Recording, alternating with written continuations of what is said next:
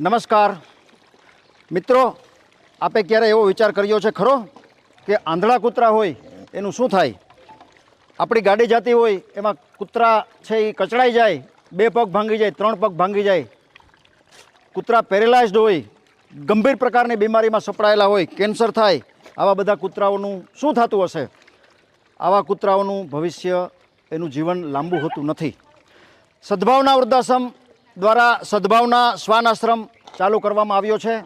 અત્યારે આપ જોઈ શકો છો 149 શ્વાન કૂતરા જે ભગવાનના ધરતી ઉપરના પ્રતિનિધિ છે એ હાજર છે. ઘણા બધા કૂતરાઓ આંધળા છે, પેરેલાઇઝ છે, કેન્સરગ્રસ્ત છે, 2 પગ ભાંગી ગયેલા છે અથવા અન્ય ગંભીર પ્રકારની બીમારીમાં સપડાયેલા છે અને હજી આ આશ્રમમાં સતત આવા ડેમેજ થયેલા કૂતરાઓનો પ્રવાહ ચાલુ જ છે.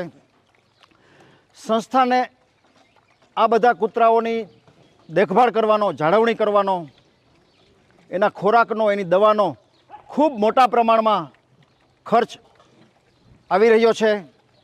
સમાજના શ્રેષ્ઠીઓને, સમાજના ભામાશાઓને અમારી 2 હાથ જોડીને નમ્ર પ્રાર્થના છે, સંસ્થાને આવા બધા શ્વાનોની સેવા માટે આપ આગળ આવો, આર્થિક રીતે આપ મદદ કરો.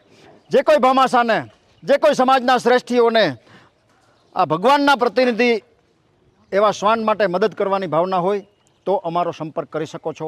Mobile number 9825077306. શ્વાનોની વ્યથા રજૂ કરતો આ શોર્ટ વિડીયો આપના ગ્રુપમાં વારંવાર શેર કરવા આપ સૌને પ્રાર્થના.